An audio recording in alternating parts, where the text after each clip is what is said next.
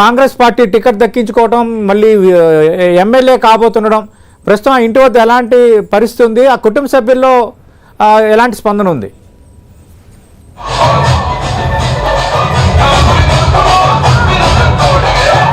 నవీన్ యాదవ్ గెలుపు ఖాయం కావడంతో సంబరాలు చేసుకుంటున్నారు పార్టీ కార్యకర్తలు. సంబరాలతో చూసుకోవచ్చు ఆయన పార్టీ ఆఫీసులో కూడా కోలాహల వాతావరణం కొనసాగుతుంది. ఇప్పటికే 8వ రౌండ్ లెక్కింపు కొనసాగుతున్న వేళ కూడా ఇప్పటికే మనకు అందుతున్న సమాచారం మేరకు 20,000 పైచిలకు మెజార్టీతో నవీన్ యాదవ్ దూసుకెళ్తున్న పరిస్థితి కనిపిస్తుంది. కాబట్టి మొదటి రౌండ్ నుంచి కూడా ప్రతి రౌండ్లో కూడా మెజార్టీ పెరుగుతూ వస్తున్న పరిస్థితి కనిపిస్తుంది. ఎక్కడ కూడా ఏమాత్రం తగ్గకుండా అన్ని డివిజన్లు సుమారుగా 7 డివిజన్లకు సంబంధించి కూడా ప్రస్తుతానికైతే షేక్పేట డివిజన్ నుండి మొదలైన ఓట్ల లెక్కింపు కూడా దాదాపుగా చివరి దశకు చేరుకున్నట్టుగా చెప్పుకోవాల్సి ఉంటుంది. మరొక అరగంటలో కూడా ఈ ప్రక్రియ పూర్తయ్యే అవకాశం అయితే కనిపిస్తుంది. ఒకసారి విజువల్స్ లో చూసుకోవచ్చు.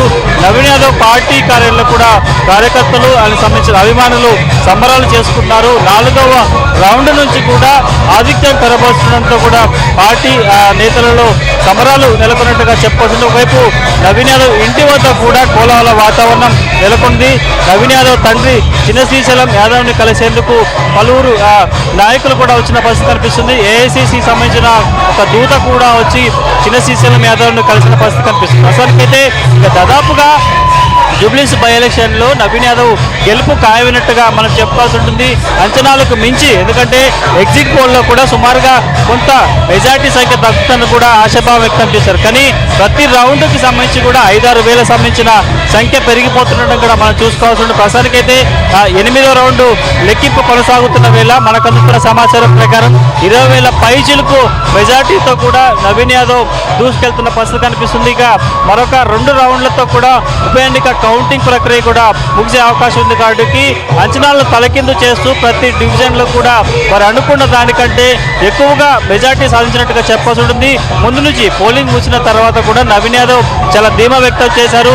25 పైచిలకు మెజార్టీతో తాను గెలవబోతున్నట్టు కూడా చెప్పిన పరిస్థితి కనిపిస్తుంది. ఒకసారి మనం విజువల్స్లో చూసుకుంటే అందుకు తగ్గట్టుగానే 4-5 రౌండ్ల వద్ద నుంచి కూడా ఒక్కసారిగా 15,000 నుంచి ఆ తర్వాత 16-17 చేరుకున్న పరిస్థితి కనిపిస్తుంది. ప్రస్తుతానికైతే 8వ రౌండ్ ఓట్ల లెక్కింపు కొనసాగుతున్న వేళ 20,000 పైచిలకు ఓట్ల మెజార్టీతో నవీన్ యాదవ్ దూసుకెళ్తున్న పరిస్థితి కనిపిస్తుంది. ఇక పూర్తి స్థాయిలో అటు నవీన్ యాదవ్ పార్టీ ఆఫీస్తో పాటు ఇంటి వద్ద కూడా కోలాహల వాతావరణం అయితే నెలకొంది. కార్యకర్తలు సంబరాలు చేసుకుంటున్నారు, నృత్యాలు చేస్తూ కూడా తమ సంతోషాన్ని వ్యక్తం చేస్తారు. ఎందుకంటే ఎలక్షన్ నోటిఫికేషన్ వచ్చిన దగ్గర నుంచి కూడా కార్యకర్తలు ఆయన గెలుపు కోసం అహర్నిశలు కృషి చేసిన పరిస్థితి కనిపిస్తుంది. ప్రస్తుతానికైతే ఆయన ఇంటి వద్ద పార్టీ ఆఫీస్ వద్ద కూడా కోలాహల వాతావరణం నెలకొంది. డీజే డ్యాన్స్ వేస్తూ కూడా సంబరాలు చేసుకుంటున్నారు.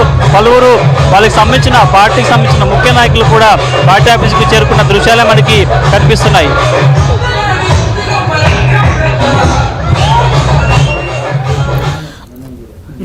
రైట్ కిరణ్, ఎంత మెజార్టీ వస్తుందని ఎక్స్పెక్ట్ చేస్తున్నారు? ఎందుకంటే 8వ రౌండ్ ముగిసేసరికి నవీన్ యాదవ్కి 21,945 ఓట్ల మెజార్టీ వచ్చింది.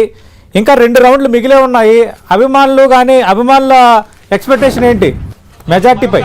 2 రౌండ్లు ఉన్నాయి. ఎందుకంటే 8వ రౌండ్ ఓట్ల లెక్కింపు కొనసాగుతుంది. దాదాపుగా 25,000 పైచిలకు మెజార్టీ వచ్చే అవకాశం ఉన్నట్టుగా అంచనా వేస్తున్నారు. ప్రస్తుతం 8వ రౌండ్ కొనసాగుతున్న వేళ 21,000 పైచిలకు మెజార్టీతో నవీన్ యాదవ్ దూసుకెళ్తున్న పరిస్థితి కనిపిస్తుంది. వాటికి ఇంకా 2 రౌండ్లు ఉంటాయి. కాబట్టి దాదాపుగా 30,000 చెరువులో నవీన్ యాదవ్ మెజార్టీ వచ్చే అవకాశం ఉన్నట్టుగా అంచనాలు వేస్తున్నారు.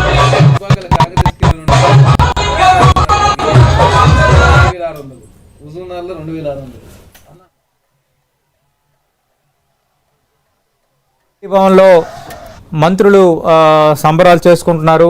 జూబ్లీహిల్స్ ఉప ఎన్నికకు సంబంధించి అటు కాంగ్రెస్ పార్టీ అధికార కాంగ్రెస్ చాలా ప్రతిష్టాత్మకంగా తీసుకుంది.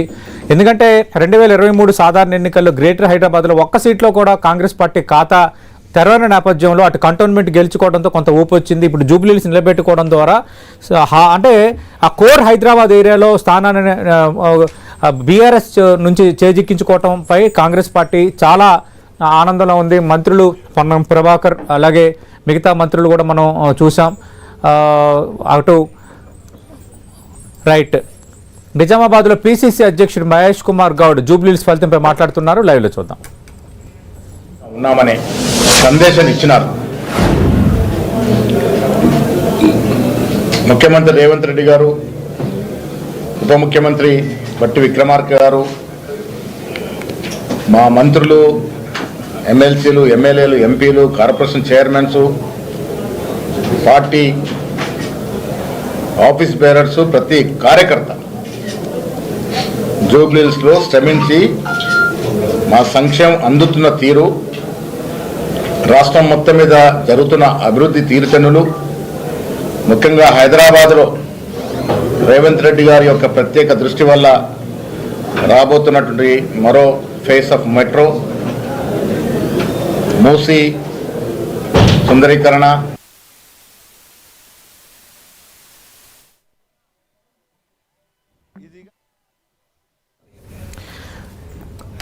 రైట్, మనం చూస్తున్న పిసిసి అధ్యక్షుడు మహేష్ కుమార్ గౌడ్ స్పందించారు. జూబ్లీహిల్స్ ఫలితం కాంగ్రెస్ పార్టీకి మరింత ఊపినిచ్చింది. ముఖ్యమంత్రి రేవంత్ రెడ్డి, డిప్యూటీ సీఎం బట్టి విక్రమార్కతో పాటు ఎంపీలు, ఎమ్మెల్యేలు, మంత్రులు అందరూ సమిష్టిగా కృషి చేయటం వల్ల ఇది విజయం సాధించారని మహేష్ కుమార్ గౌడ్ అంటున్నారు. మనకు ప్రస్తుతం గాంధీ భవన్లో 10 టీవీ స్క్రీన్ పై మీరు విజువల్స్ చూడొచ్చు. గాంధీ భవన్లో కొందరు మంత్రులు ఆల్రెడీ చేరుకున్నారు, అక్కడ సంబరాలు జరుపుకుంటున్నారు. మహేష్ కుమార్ గౌడ్ మాట్లాడుతున్నారు. లైవ్ కంటిన్యూ చేద్దాం. పార్టీ తరఫున సంక్షేమం పట్ల, అభివృద్ధి పట్ల వారికి ఉన్నటువంటి శ్రద్ధ, విద్య, వైద్యం పట్ల వారికి ఉన్న ఆసక్తి, వారు జరుపుతున్నటువంటి అభివృద్ధి, సంక్షేమం బేసిక్గా పోతా ఉంది. ఇవాళ జూబ్లీహిల్స్ ఎన్నిక రేపు హైదరాబాద్లో జరగబోయే జిహెచ్ఎంసీ కార్పొరేషన్ జరిగే ఎన్నికకి, విజయానికి నాంది.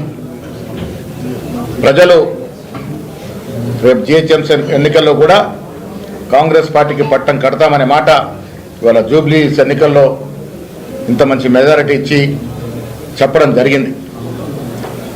ఈ ఎన్నికల్లో కూడా ముఖ్యమంత్రి గారు ప్రత్యేక శ్రద్ధ వహించారు. డిప్యూటీ ముఖ్యమంత్రి గారు, మంత్రులు అందరూ కూడా మా సంక్షేమాన్ని ప్రజలు అందుకున్నటువంటి తీర్థంలో వివరించగలిగినారు. కాబట్టే ఇవాళ ఇంత పెద్ద ఎత్తున ప్రజలు మాకు పట్టం కట్టినారు. ఈ ఎన్నిక ద్వారా ప్రజలు 2 సందేశాలు స్పష్టంగా ఇచ్చినారు. ఒకటి, కాంగ్రెస్ పార్టీ పట్ల మేము సంతృప్తిగా ఉన్నాం. వచ్చే 3 ఏళ్లే కాదు, మళ్ళీ వచ్చే ఎన్నికల్లో కూడా కాంగ్రెస్ పార్టీ కనీసం 100 సీట్ల పైగా గెలుస్తుందనేటువంటి మేము చెప్తూ వస్తున్న నిజానికి బలం చేకూర్చింది. ఇవాళ ఆనాడు కంటోన్మెంట్ ఎన్నిక కానీ, వాళ్ళ జూబ్లీహిల్స్ ఎన్నిక కానీ కాంగ్రెస్ అభ్యర్థి గెలిచినారంటే ప్రజలు ముఖ్యమంత్రి పట్ల, కాంగ్రెస్ ప్రభుత్వం ఇస్తున్నటువంటి సంక్షేమం పట్ల సంతృప్తిగా ఉన్నారనే మాట స్పష్టమైంది. రెండో సందేశం వాళ్ళ జూబ్లీహిల్స్ ఎన్నికల్లో ప్రజలు ఇచ్చింది, బీఆర్ఎస్ పార్టీకి సెలవు చెప్పినారు.